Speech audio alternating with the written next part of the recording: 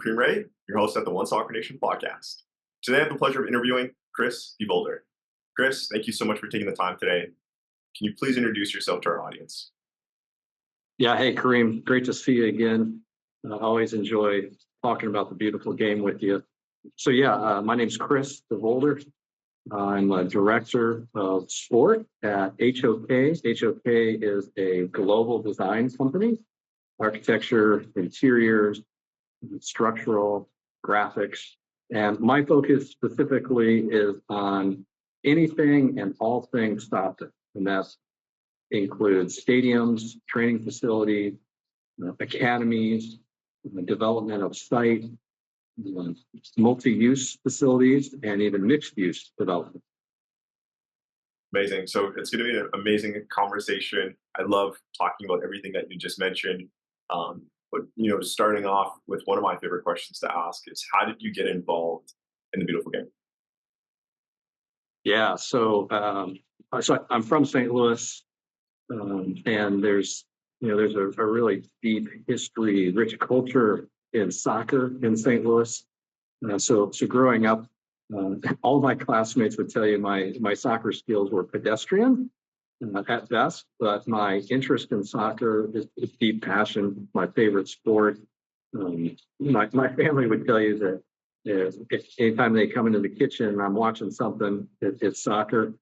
And, as a kid, we really didn't have a lot of access to it. It was major indoor soccer league to go watch it. And if you wanted to watch it on TV, I think it was a 30-minute show Sunday mornings on public broadcasting called Soccer Made in Germany.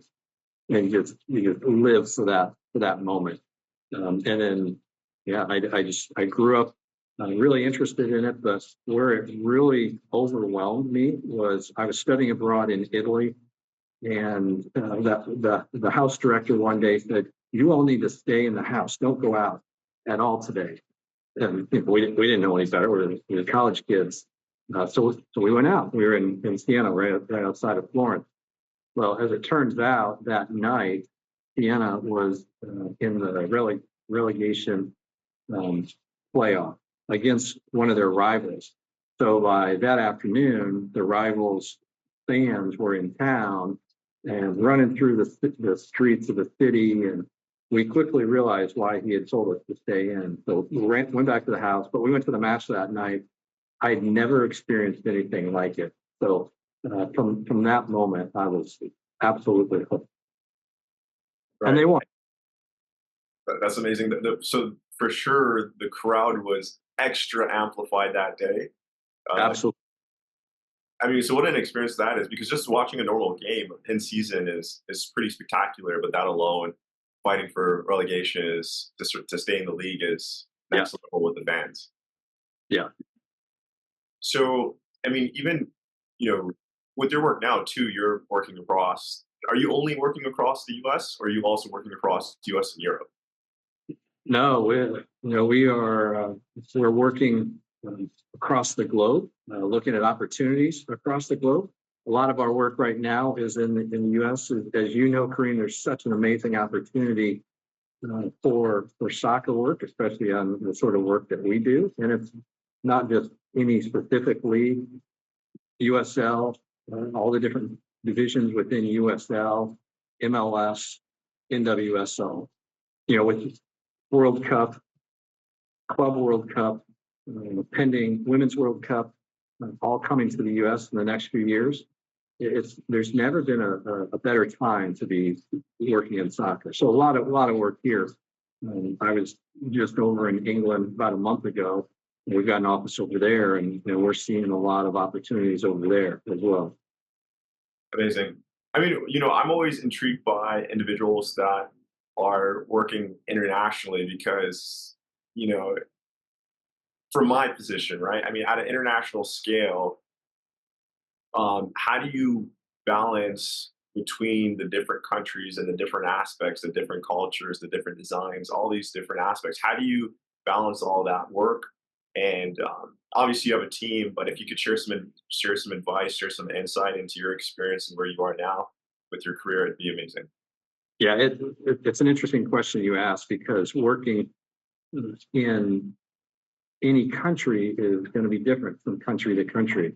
And I could even say the same here in the States, that depending on where you're working, depending on the state or depending on the city, things are going to be a little bit different. So you really need to rely on um, those folks that are local, those folks that are in the region that are partners with you to help advise as needed on how business is done. And that's really the focus of it, is understanding how business is done in a specific state, a specific city, a specific country, and being able to follow that and, kind of maintain those guardrails, if you will, on following those business practices so that we can provide a project that our clients are really looking for.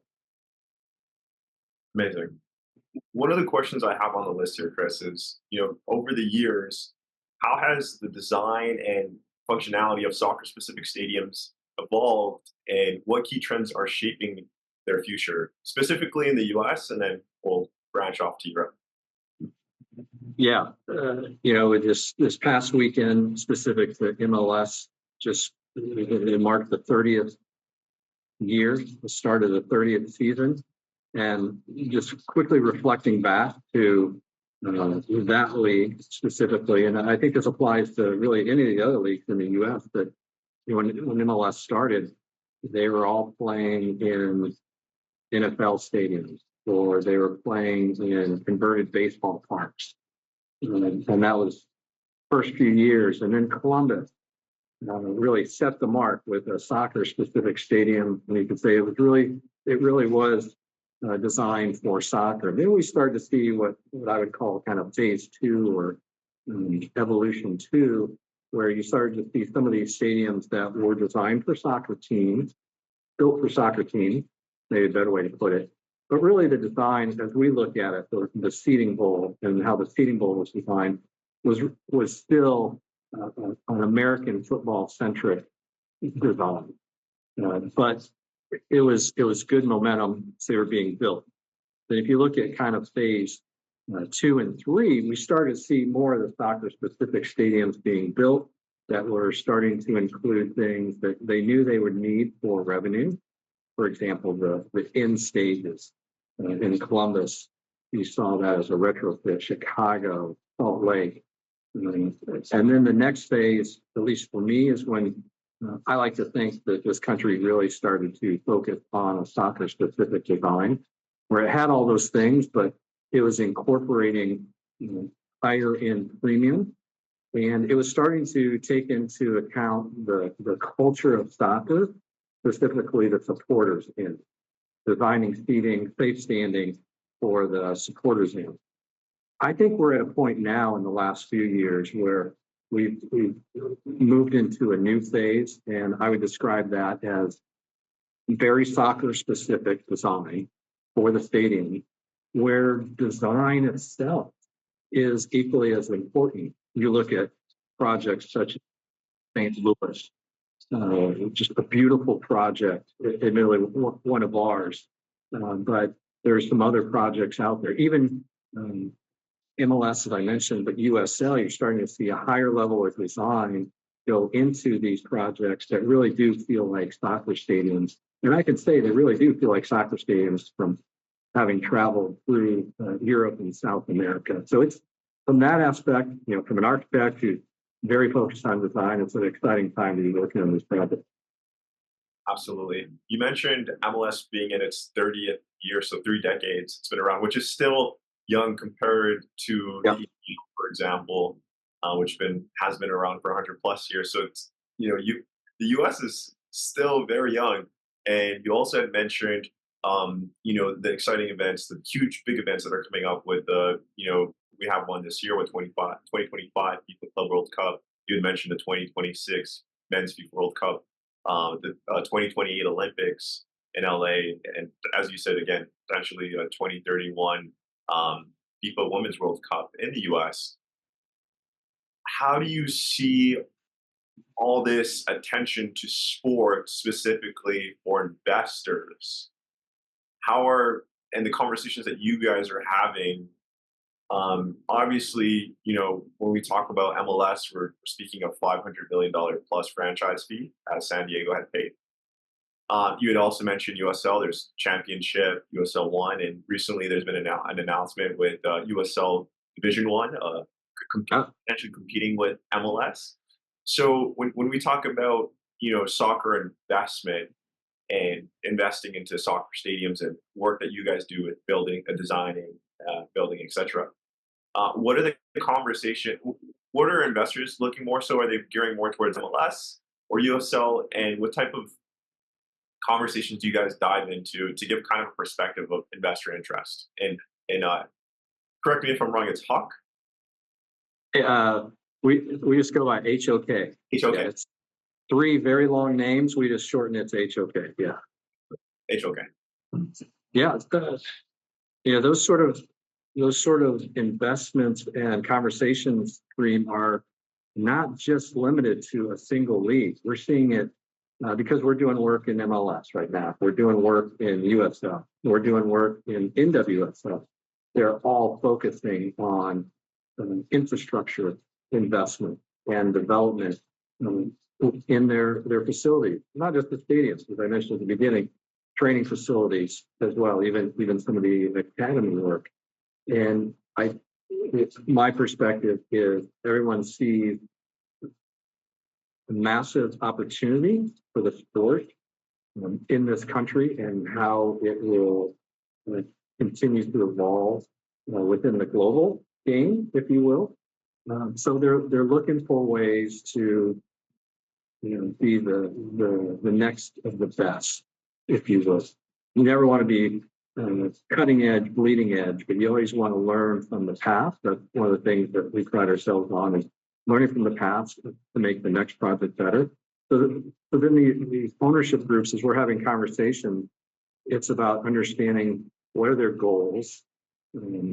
Obviously, they want to win, but then how can we help create an atmosphere that, if you will, it's the 12th person on the team where the fans are creating this energy that drives the team. And we've seen just by looking at records from some of the teams that we've worked with that after they opened the stadium, their record at home was significantly better. And I'm sure there's a lot of different reasons for that, but we like to think that the design of our stadium is a big part of it. So creating that atmosphere, finding ways to generate revenue. A lot of the early stadiums that I mentioned, they really only had one or two ways of generating revenue. And now, as we're talking to clients, we're talking about 6, 7, even 10 different ways of generating revenue from all the variety of premium offerings. And I think equally as important, how a stadium fits within a mixed use or larger development. So they long gone, or recently gone, maybe a better way to put it, are the days of building these facilities 20 miles outside of the urban core. So that if you build it in the urban core, and we like to talk to clients about if you're going to do a mixed use development where you've got these other program pieces that help to drive traffic, drive attention on a day-to-day basis, that you really need to have 6, 7, 8 other layers. And by that I mean, okay, so you've got a retail component of components, you've got housing, you've got commercial, you've got larger retail. You start to think about Civic. We've got one project where, as a part of the mixed use, they're putting in a fire station. Another one where they're putting in a library, post office, because those attract people in different ways on a regular basis. And then we are very much in the conversation with our clients of how can you use the stadium on non-game days that can interact with that surrounding development. Ideas such as creating restrooms that actually have doors on the inside and the outside. So, if your match starts at 7:30, people are getting there early. You want to have a big plaza where they're enjoying themselves. Have some doors to a couple of the restrooms that are open. And then, 30 or 40 minutes before you open the gates, you lock the doors, make sure those restrooms are clean. So it's thinking about the fan experience just as much as it is thinking about the player experience. those, Chris, those are all amazing points.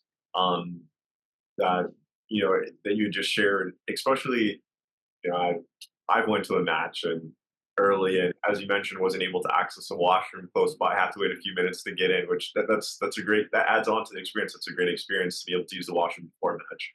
Um, what just came to mind, you mentioned, I know I'm going back a little bit, but you mentioned Lamar Hunt being the first, Mr. Lamar Hunt to be the first with the crew in MLS to create a soccer specific stadium. And Mark McCall, got to hear this firsthand from Mark on the podcast as well, McCullers, that he got to work with Mr. Lamar Hunt as well on that project.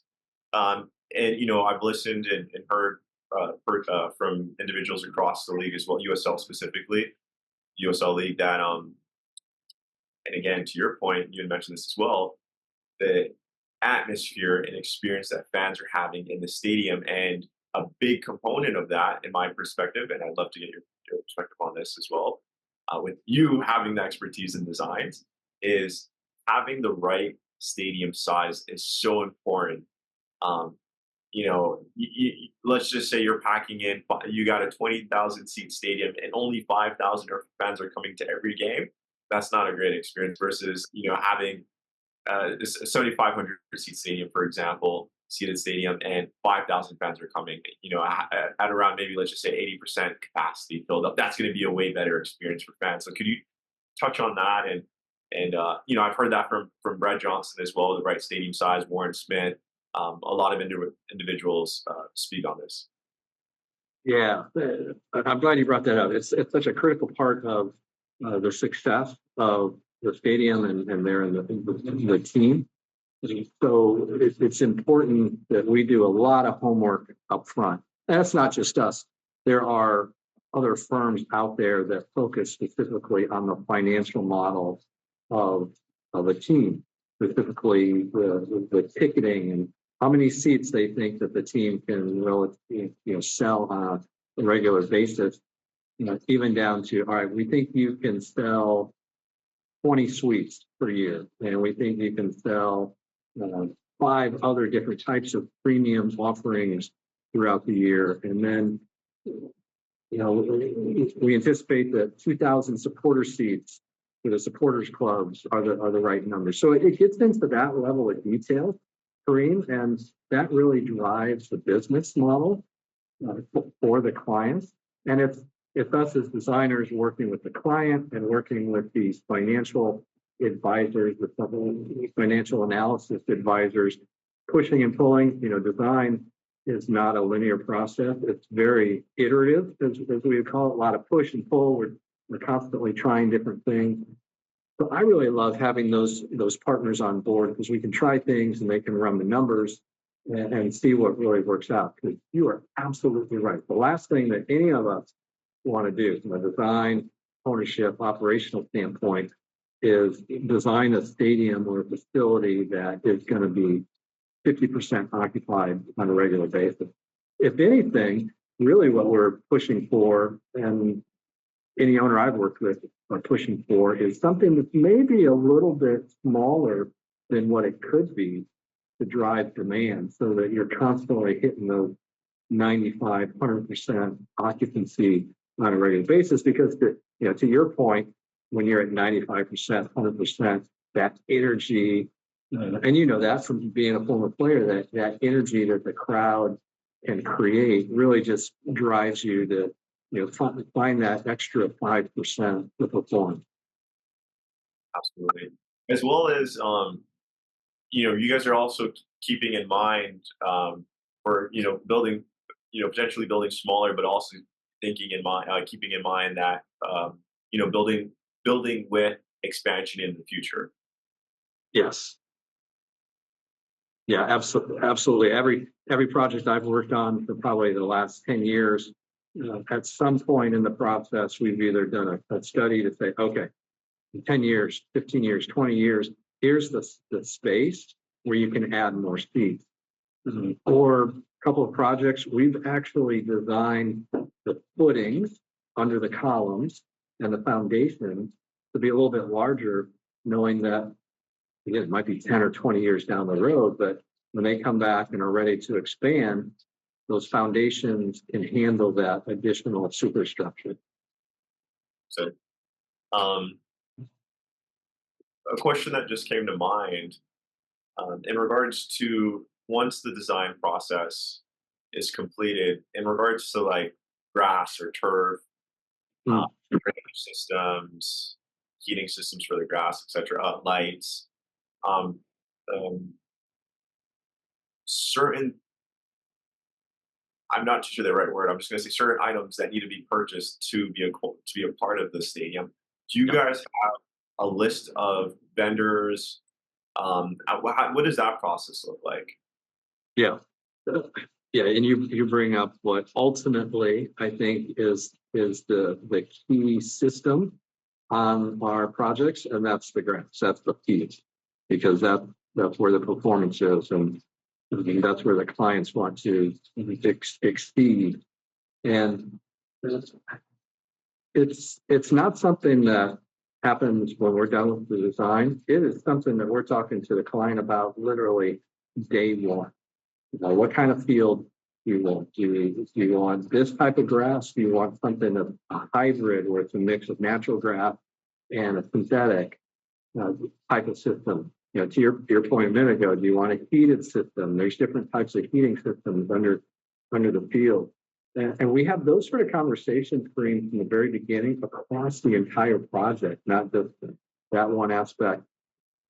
For your hospitality areas, what sort of heating and cooling system do you want? All the way up to how are you going to use this facility? Because that's going to influence how we design it. Are you thinking about capturing rainwater and reusing it to irrigate your field? Or are you interested in a roof that has enough strength that you could put either day one or later solar panels and actually generate electricity? All the way down to what sort of view to the field do you want? You want something where it's really intimate, and when we say intimate, it tends to be a steeper seating rate, the angle of the seating bowl. So we have all those sort of conversations. To your question, there's a long list of items, and one of the things I tell clients day one is just get ready. You're going to have to make decisions almost on a daily basis. But that's some of the fun of it, because then there's so many things as a part of that design process that every stadium is unique. Understood. For investors that are interested to getting in touch with you or HOK, how should they go about it? I'll make sure to have your LinkedIn down below in the description. But how can they reach out to you? And if you could just share a high level overview of what the process kind of looks like, give them kind of a trailer or preview of what are those steps they reach out to with the process of an investor that has the capital to invest into an MLS or a USL franchise, and wants to go through the process with HOK. Yeah. Thanks for teeing up that question. Really, yeah, they can reach out to me through LinkedIn, and there's a number of different ways that we can help. And one is for one of our clients, they brought us on board. They didn't even have a site yet, but they knew they wanted to develop a stadium. So we spent about 3 months looking at sites around the town, around the city, and putting a stadium footprint on those sites to figure out, okay, yeah, this plot of land, you can put a stadium on it. Let's look at the traffic. Do you have access to a highway? Do you have access to good roads? What's the infrastructure, utilities look like? So we can start with that. Sometimes a client will reach out and say, okay, I've got a site, and I know I want to do the stadium. I need to understand what it's going to cost. And we'll work with them to develop what we call a program, essentially the menu list of items that go into the stadium project, and put together that program, put together a conceptual design, like the firm you're working with on your project, put together a conceptual design, and then get pricing. Sometimes they're ready. They know their program, they know the site, and they're ready to go, and they'll reach out and say, we're ready to go. We'd like a proposal from you. We've even had a couple of clients they didn't have a team. They knew they wanted a team, and that's been really fascinating to work with those folks. Literally starting where their their roster, if you will, of all the employees was one or two, and help. I like to think of ourselves as we're designers, absolutely first and foremost, but we try to think as if we're an operator of a building or an operator of a team. So it's kind of a wide-ranging answer that I provided to you, but those are all the services that we like to provide and like to help. Ultimately, Kareem, I want to be a trusted advisor to our clients and to those investors, and I think we do a good job of that. Yeah. Amazing. Thank you for sharing that. So I want to touch on something. I'm going back again. For some Yeah. reason, I'm going back, but you mentioned so many points that I just want to touch on. Mixed use development. Um, we're not just talking about investing into soccer only. These projects, as I've learned through podcasting, which has been amazing. For example, Brett Johnson with Rhode Island FC, a 400 Yeah. project, um, Yeah. 11,000 plus seated stadium, and then a condo right nearby, or an apartment with 400 units plus. You got Jacksonville, where I just did an interview with Steve Livingstone, which is $1 billion project. So these projects are ranging anywhere between the high millions, and Yeah.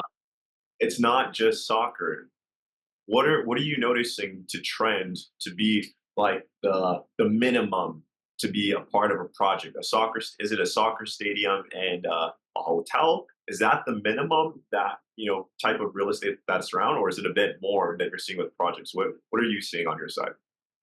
Yeah. Fascinating way to look at it. I think it has to be going back to what I chatted about a little bit earlier, a number of different layers at a minimum.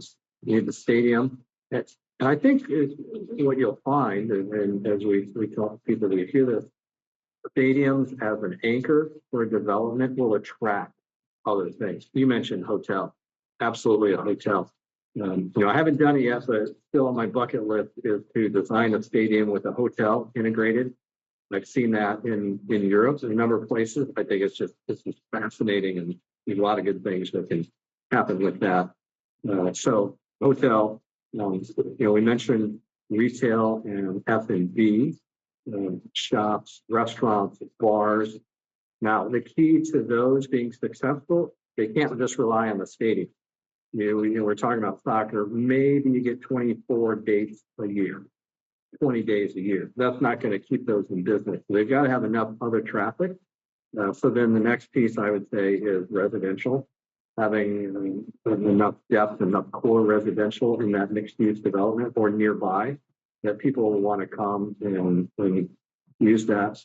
I think also, and this is something we've done on a couple projects, Kareem, creating what we'll call recreation through the district so that people have a trail they can run through the district, or they can bike, or they've got workout spaces through the district. We've seen a lot of success with that, not just us, but other projects around the country.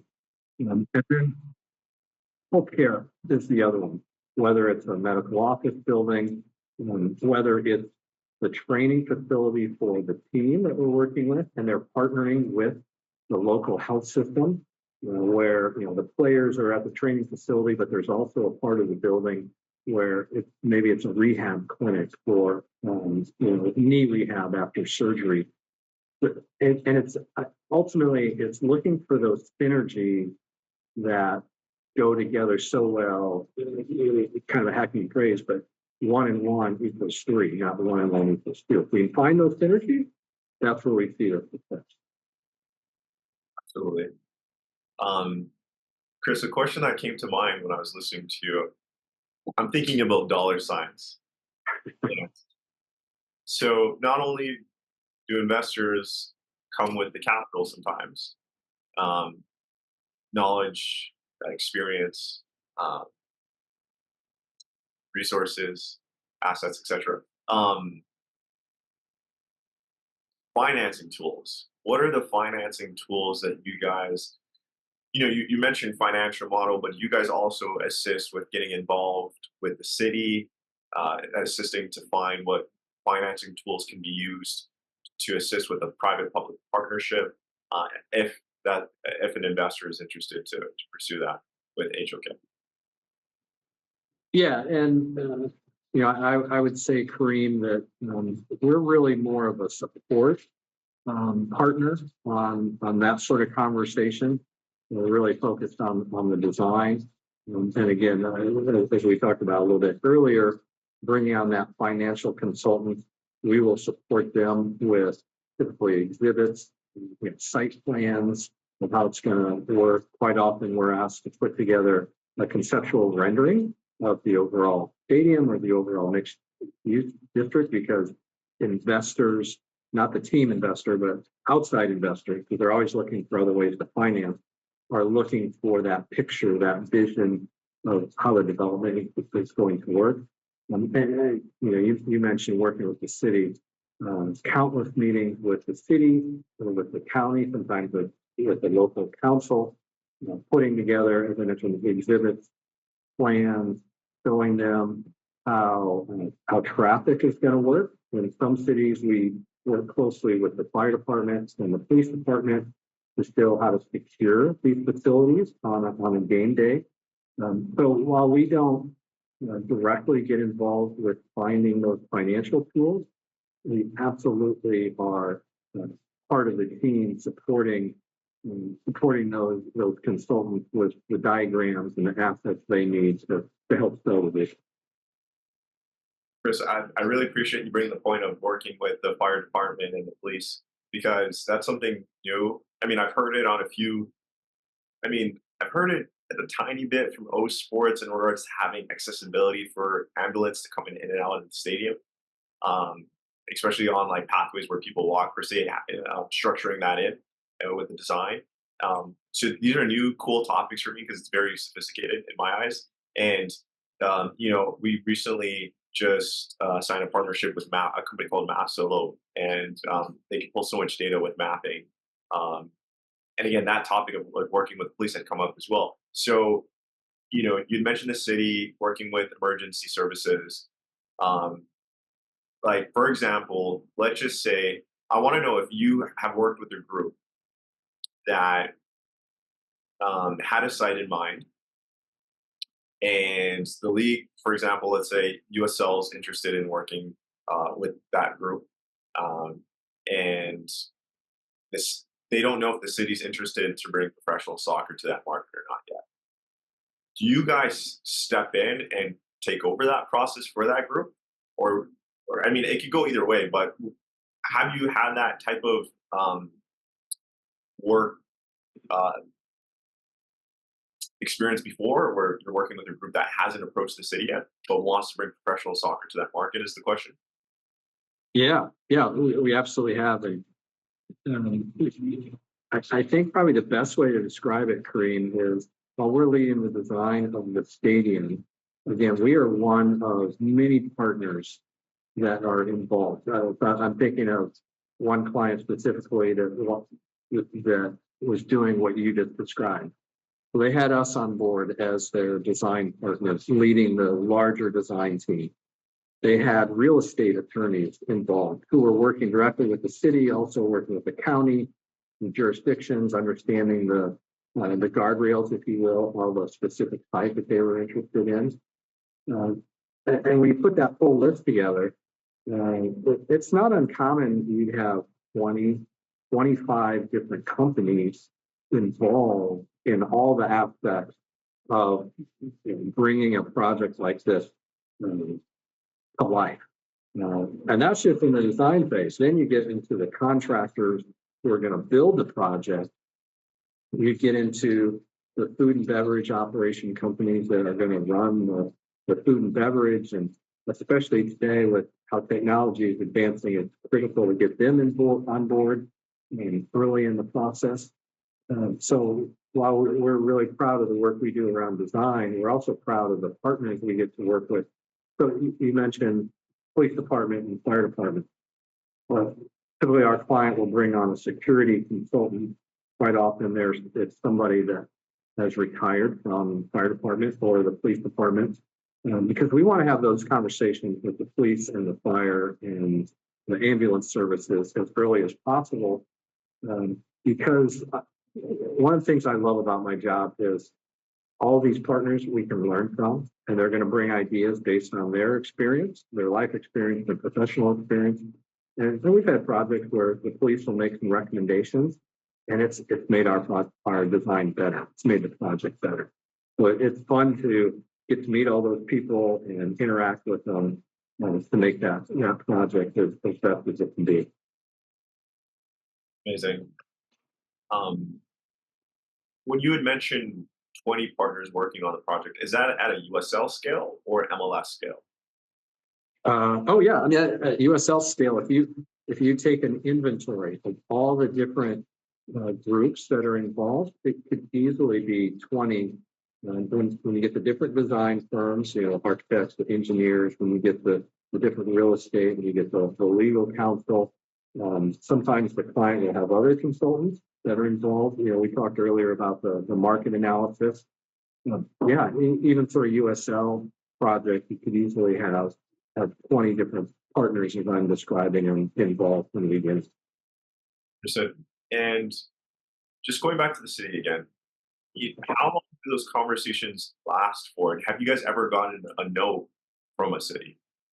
That's a good question. Those conversations tend to go for months because there's so many different layers of approvals that we need to get. They don't all happen at once. For us, the big one is getting the building permits, which means they reviewed our design and they agree. They say this is good. This meets all of our codes, all of our regulations. But we're having meetings all along related to the design of the project, and quite often the client is having to rezone, especially in the district, as we're talking about, mixed use district. So there's a lot of meetings with city planning and the planning commission. So if there is a short answer to your question, it can be months, sometimes even years.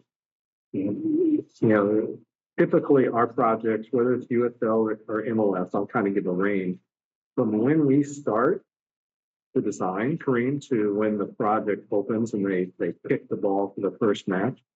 It's probably 3 to 4 years. And quite often they've been working a year, maybe even 2 years before we even get started. So because it's such a long duration, there's constant meetings with the city, just the different jurisdictions within the city. So can you give a range for USL between the quickest yes to the longest yes? Working with the city? Yeah. Oh gosh. It's a hard one to answer, only in that there's so many different aspects to it. I would say if we have a good client that has the right partners on board even before us, they're already talking to the city, so that when we go in and meet with the city, I'd say the shortest duration as far as meetings to an approval, the preliminary approval, maybe 3 months. But that's not the final yes. That may be the preliminary approval. And then they might have a final approval that could be 6 months or 9 months later. So I'd hate for everyone to think that, all right, we're going to hire HOK, and then in 3 weeks we're going to go meet with the city. They're going to say yes, and we're ready to go. It doesn't work that way.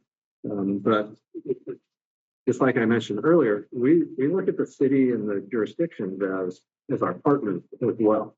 And if you wait till the very end to go see them, typically that's not going to go well. You're going to get a new, because they haven't been a part of the process, and they like to be a part of the process. HOK has been a leader in sustainability design. How do you incorporate sustainability in modern soccer stadiums and training facilities? And what are the biggest challenges in achieving net zero emissions? Oh, great question. So I've been very fortunate in my career, I've been able to combine my love of so many things. Number one, architecture and design. Number two, soccer, as we've talked about. Yes. But three, sustainability. So it's something I'm passionate about as well. It really starts first day of design, and there is not a single way to achieve sustainability. Sustainability really has to be grounded, in my opinion, Kareem, on two key elements. One, what are the interests of the client? What do they want to focus on around sustainability? You know, if I'm all on board with water conservation and capturing water and reusing it, but they're interested in something else, we need to focus on what they're interested in. So that's number one. Then the second piece is what makes sense for where the project is located. If the project is in Kansas City, where I'm located, the sustainability approach and goals are going to be very different than if the same project is in Queens, where we're working with New York City Football Club. Very different approach and need around sustainability. So those are the first two things. And we've got to have those conversations day one, because that's the goal. It sets our roadmap on sustainability. And if we've done it right, and we've been fortunate that we've done it right, that everything then from that day until the very end of construction will go back to those core values, those principal values. We have an exercise we like to do, love to do it with the clients in one of the first meetings is, okay, let's fast forward. The project has opened yesterday. What are the key headlines in the newspaper today around the project, around sustainability, around the team? And that's a great exercise because it forces everyone in the room to project forward and think about, okay, what do I really want this project to be successful about? And around sustainability, those answers help to drive what our approach is going to be. Now, if it comes to net zero for emissions, there are certain steps. Again, I keep saying this, but certain steps early in the design that we've got to focus on. First is let's create a building that has a good envelope that doesn't leak, doesn't leak, but it's not too tight that air quality is a concern. Second, first, the project is sited correctly. We've got it on the site correctly so that we can make use of what we call free energy. When the sun, let's use the sun to our benefit. Let's use the wind pattern to our benefit.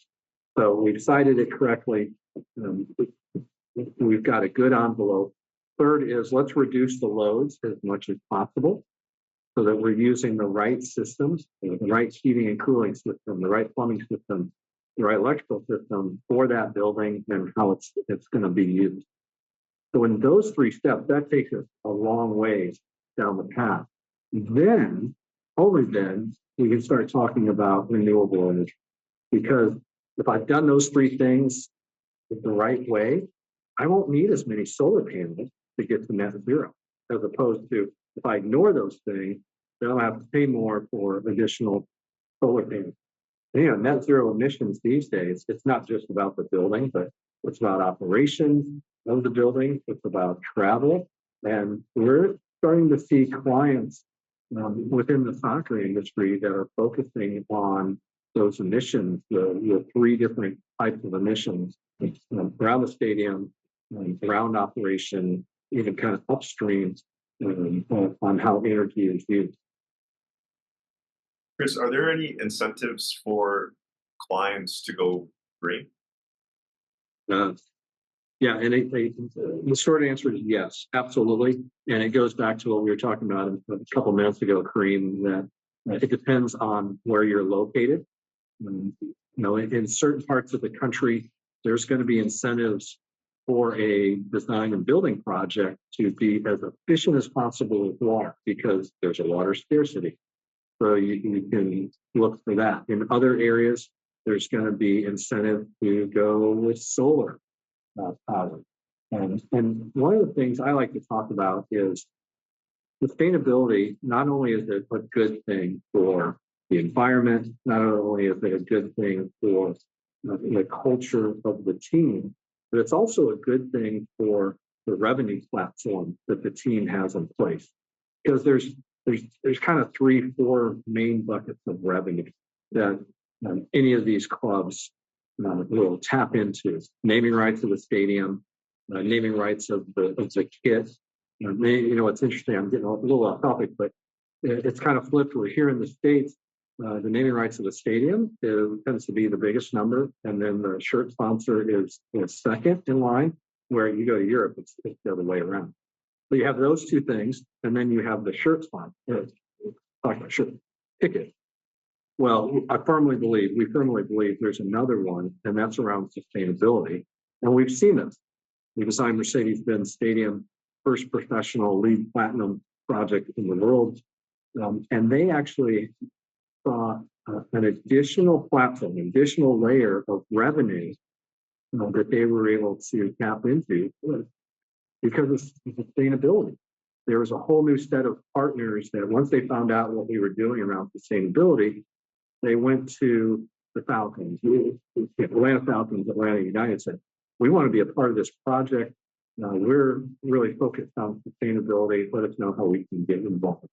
So it's not just about doing good. There's a lot of other different aspects that come into it. And those are fun conversations to have because you work with a company that has developed a system for water efficiency to bring new ideas that hopefully design. Thank you. It truly is a win-win-win for everyone. Absolutely. Thank you for sharing that. That's definitely something that's new to me, and it's a business model that I don't know, but definitely it's another revenue stream. Why not? Yeah. It's a win-win. It's good for business. It's good for the city, the community. It makes sense. Good for business. So with saying that, switching gears here, technology is a big topic in sports. How is technology, including smart stadium features, digital connectivity, and immersive fan experiences, including the way you design modern soccer venues now? Because, go back, 10, 15 years ago, technology was there, but it's not where technology is today. So how are you guys including technology in your designs? Yeah. Boy, that's a fun week. You and I could do a whole podcast just on that. And technology, as you know, Kareem, we've talked about this before in our previous conversations, that it evolves so quickly that there's this tension in the design process where we want to understand as much as we can up front when we're starting, but you want to wait as late as you can to finalize which technology you're using, because if I specify a certain technology today, but the contractor is not starting for another 6 months in building it, it might be obsolete by then. So that's kind of I say fun. I don't know if anyone really thinks it's fun, but that's kind of a fun tension. Technology absolutely is driving the fan experience. Other than the play on the pitch. Thinking about the fan experience, what is it? When we boil it down, what is fan experience? It's about removing the hurt. It's about removing the friction of the experience. And by friction, I mean having to wait. From is it easy to find a place to park, all the way to, all right, I'm at the stadium. What's the process to get through security and to scan my ticket? To, all right, now I want some food and drink. What's that process going to be like? Am I going to have to wait in line? All the way to, especially in soccer, as you know, all right, it's halftime. I got 15 minutes to feed and water everybody in the stadium and go to the bathroom. How am I going to do that? So technology is helping us to creates frictionless approach from, app. We're not involved with this, but app, like team app that's tied to parking. So they can tell me, all right, this lot has availability, you can go park there. To long gone, what we're starting to see are the metal detectors. There's now these detectors that you just walk through it. It's much quicker. Even we're starting to see facial recognition. And I was in New York last week, and the airports now have facial recognition where I don't even need TSA pre-check for those. Just looks at my face, it knows who I am, I can go right through. So now I've gotten through security. I've got my phone. Is there an easy way to scan my ticket? Yeah. So we figured that out. And when you get to food and beverage, anyone that listens to your podcast that has been in there's so many different terms now, Amazon walkout market, a just walkout market, a Mashkins, where all I have to do is tap my card, I go in, I pick up what I want, and I leave. And I don't have to stand in line and then interact with somebody and wait for it. What we're seeing is the term that we use is per caps, the per capita, the amount of money spent by fan on those sort of frictionless technologies around food and beverage is literally off the chart. And it also helps, I think it helps on the client side and the team side in that if I have a market, we call it market, I probably only need 2, 3, 4 people working to help stock and monitor it. Where if I have a traditional, what we call belly up concession stand, I could need 10, 12, 15 people to run those, to operate those. Well, if I'm an arena or even a baseball park where I've got over 80 days a year, I can keep that staff pretty consistent. But if I'm American football, if I'm soccer, it can be difficult to keep those people coming every time. So from a staffing standpoint, it's really good. Plus, with the technology, you combine that with the idea of local food, getting local food vendors involved. When you combine that, fan experience is so much better. And ultimately, then technology around that halftime experience. How quickly can we pour the beer? I don't know if you've seen it, Kareem, but there are beer machines out there that can fill a cup, fill a pint in 2 seconds, and they're multiple. It's not just a single tap where you wait. It's eight of these nozzles come down, can fill 8 cups in 8 seconds because it goes back to what I mentioned. How can we make it as frictionless as possible? And the only way that's happening is through technology. And then once I get to my seat, what's technology doing to help me out? It was pretty amazing. Anytime I go to Europe and I go to a match, I was in London about a month ago, and I went to a Tottenham match. Actually, I went to 3 matches. That was the first one I went to. They don't show the replay. It's just a live where, here in the States, we want to see every angle. We want to see all the stats. The technology helps with that. And we want to see a very clear replay on the video board and the LED ribbon board. Yeah, technology is driving the fan experience, the game experience.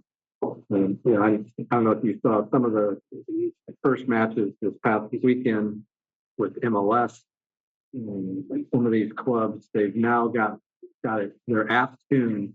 So I get my phone, I turn it on, and I turn the flashlight on, and it's tuned to the music and the lights within the stadium. It's no longer just the sports lighting that we turn on. It's like a show where the sports lighting, because it's all LED, it can turn on and off just like that. And that moment is, it's like the 30, 45 seconds leading up to when the 2 teams come out of the tunnels together. It is a show, and it's colored lights and it's sound, and can't tell them excited about it. No, I love it. To a certain point, I want to ask you this next question, but I want to share a quick story. It's off topic, but it's relevant to frictionless. So I used to go to this gas station all the time, but I was like, this thing is taking too long to take the money from the credit card, Yeah. right? But one time I'd stop at another gas station and it was quick. I was like, I'm not going to that gas station. I'm going to the one that's faster, right? Because I, living in a time from like our devices, we want instant, fast. Amazon ship to your house fast, right? So yeah. the technology in real life is catching up a bit, and to the beer example and etc. Airport, so it's speeding up. It is absolutely, and like it's like you said, as soon as someone knows that there's a gas station or somewhere else that is quicker to take my payments, that's where I'm going. Yep. Do you think? Same thing with because you mentioned this right at the beginning of our conversation because our clients are also competing with other sports, with other entertainment. It's so imperative to create that fan experience. So if a fan knows it's easy to pay, it's easy to get in, easy to get out, they're gonna. I'd like to think they're more inclined to come back to our facility than the one down the street. Do you think that there's a point that there's too much technology? It's just too much, especially in sport specifically. Especially for what? No, I'm saying specifically for sport. Yeah, or soccer. Heard people say that for probably 20 years, and there just keeps being more and more and more. I don't know. I just can't see it getting to the point where it's too much. Maybe we'll see that, but because someone's always coming out with something to enhance the experience. I mean, 10 years ago, if you had said you can tap your card, go into this little area, grab a sandwich and a drink, and walk right out, like what? I can't imagine that, and yet it's commonplace. Yes. Yeah. You had mentioned, stadium sponsorship being the biggest in the U.S. and the jersey being the second in line, versus in Europe, it's the opposite. It's actually the Yeah. jersey biggest sponsor, revenue driver. So I'm interested. I'm just assuming here. Is it because of the eyeballs from Yeah. is larger than the stadium? Yeah. That's What, how. Yeah, that's when I talk to, and part of what we're constantly doing is wanting to learn all these different aspects.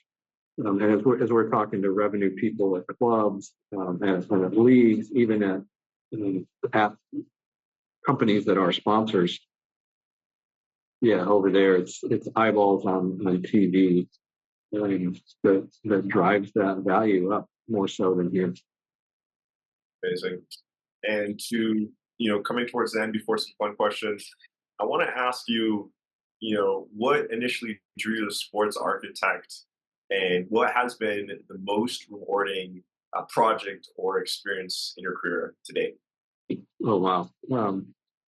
So what first drew me? I mentioned earlier in the conversation that I'm very fortunate in that it brings many of my passions together: architecture and sport.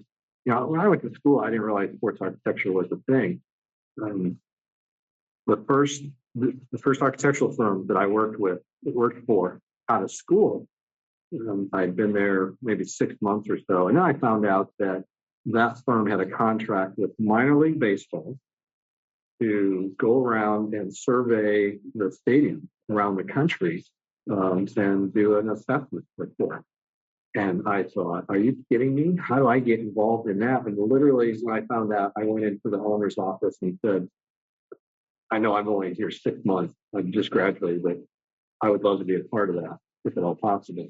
And, you know, quite often, by speaking up, you get to do those things that you're interested in. So that's really where it started.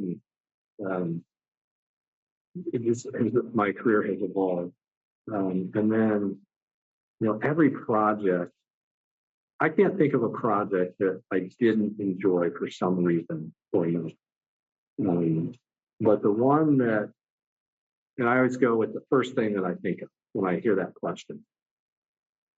Because of what I do, and because of where I grew up and where my roots are, I would say the MLS project in St. Louis would be complicated.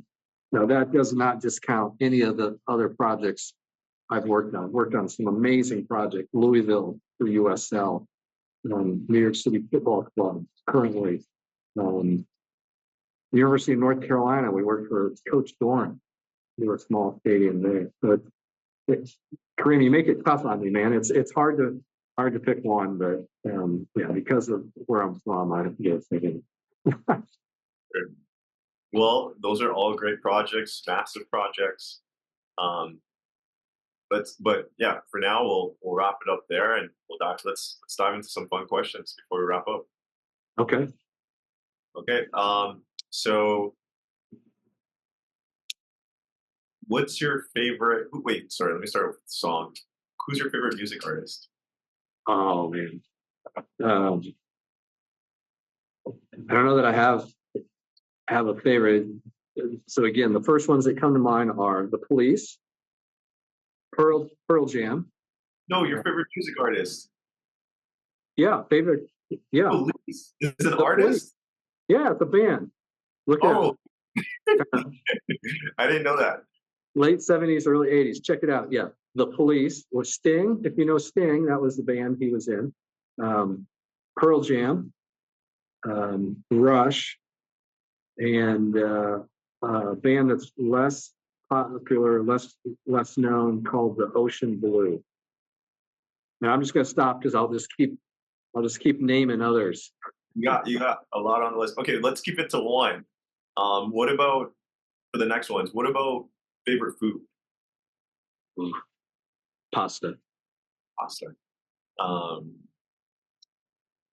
that Favorite. really comes, I'll just say, that really comes from spending a semester in Italy, where it's everywhere, and it's fresh. And man, fresh pasta, there's nothing better. I love Italian food. I grew up playing soccer with a lot of Italians at the Blue Jersey Yeah. right there. Wood Yeah. Restrooms. It's like mini Italy over there, and played there for a few years. Mostly Italians, and their food is spectacular. You got it. What about favorite movie all time? Wow. Man, you make this hard, man.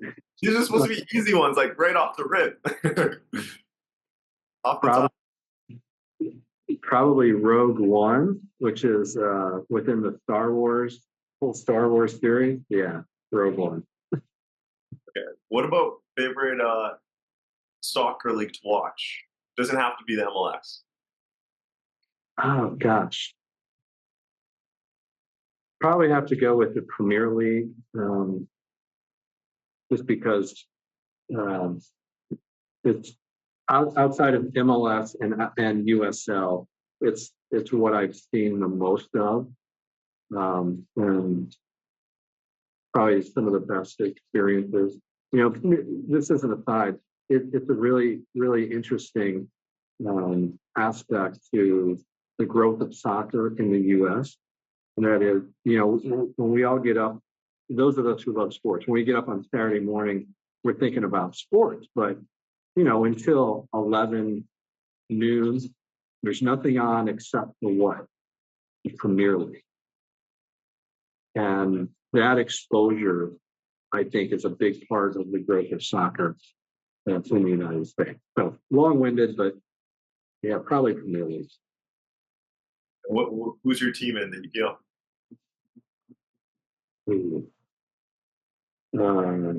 Probably Man City, although it's kind of a rough go right now, man. That the game against Madrid in Champions League recently, Madrid was on their game. I just watched the highlights, but that was a good game. Yeah, and I was in London the night we just got shellacked by Arsenal. Oh wow! Oh man, that was tough. What about favorite player all time? So my family back, I'm going to qualify, non-American. My family is from Belgium originally. So Kevin De Bruyne's dad. Oh yeah, he's class. Yeah. The balls that he just pangs, the drives. And I'll say favorite U.S. player, Clint Dempsey. Just haven't seen anyone that creates like he could, and he just had that attitude, of I'm gonna put it in the back of the net, and there's nothing you can do. Just gonna fix And the last one we'll end off with is Messi or Ronaldo. it. I'm gonna pass. You're gonna get judged on this one. Oh man, this is tough because the godparents for both of my kids are Portuguese, so I have to say Ronaldo. But it kind of seems like you want to say Messi. They're just I think they're different. It's hard to compare. Because I think from a skill standpoint, from my perspective, I think Messi is one of the best ever. I've seen Ronaldo change the course of the game so many times, whether it was a free kick or just a marauding run or a header. Yeah, how's that for an answer? It keeps you in the middle, but Yeah. I don't think the godparents will be too happy about that one. Yeah. But no, Chris. This was amazing. I really appreciate you taking the time for being on the One Soccer Nation podcast. Yeah, well, Kareem, thanks. Always good to see you. Looking forward to seeing you again in person soon. Appreciate having me on.